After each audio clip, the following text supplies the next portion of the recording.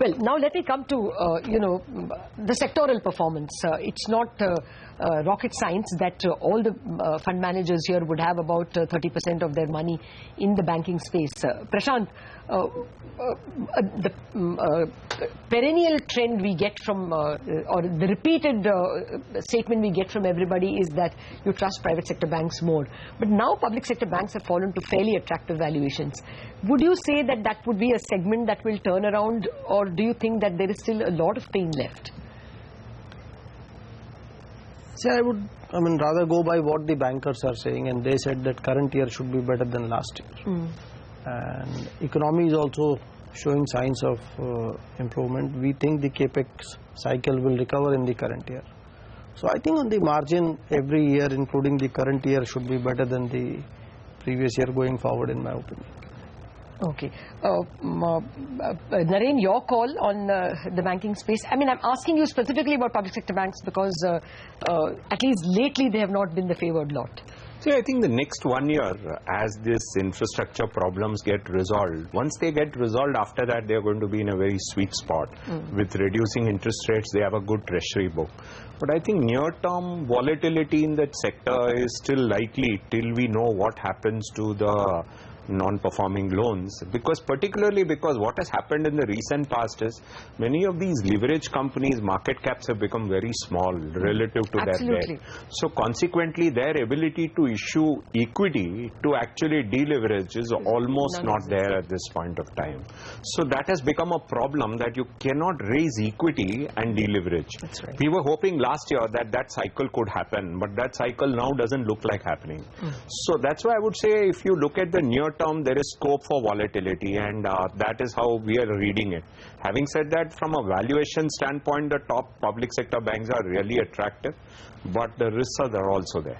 Okay, my note says while everybody else is bullish on banking, you are a little contra when it comes to banking. But you're very bullish on IT, Naren.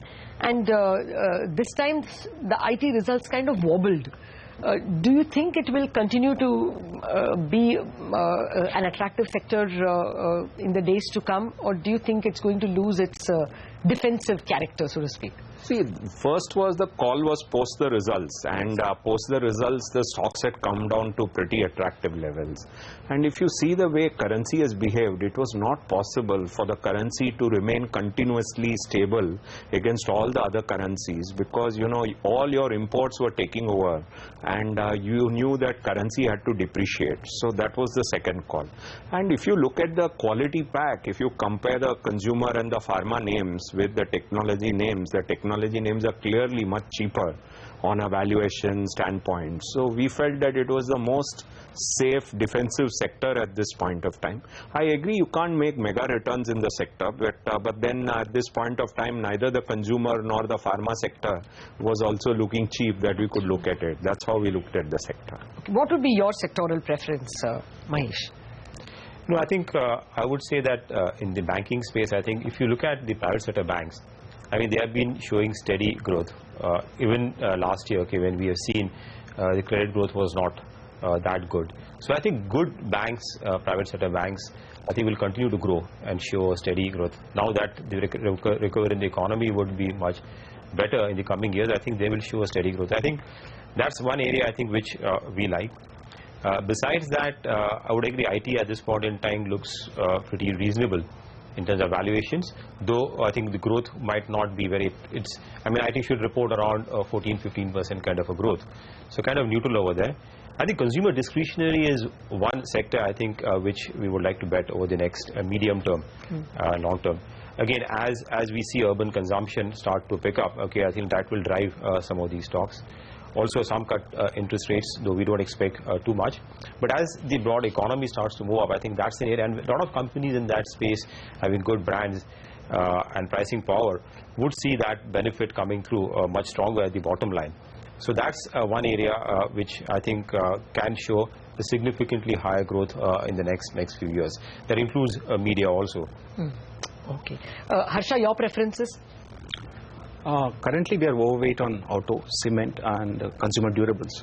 I think these are the sectors which are early recovery place, and we are already seeing some amount of growth in at least some of the sub-segments or some of the regions.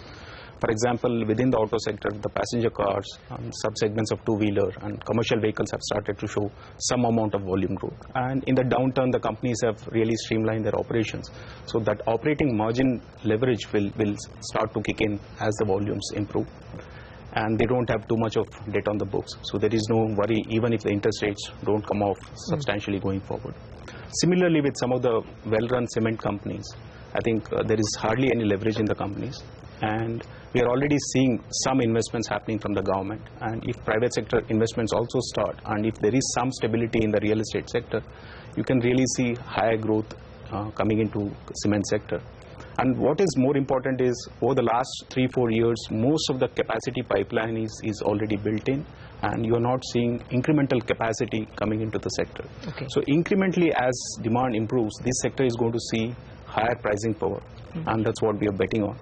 And consumer durables, once again, it's a sector which is more cyclical compared to even auto, because the ticket sizes are relatively small.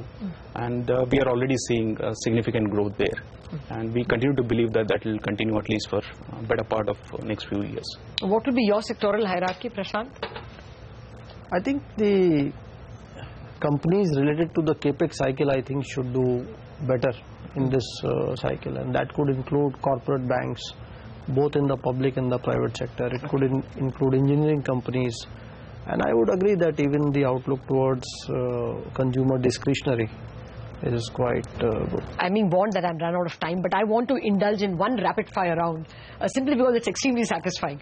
Harsha, and I go one after the other. How much will interest rates fall in the next 12 months? It's difficult to predict, but I guess at least 1 or 2 more cuts. That's what we believe. Prashant? I think they should be lower by at least 50 basis over 1 year.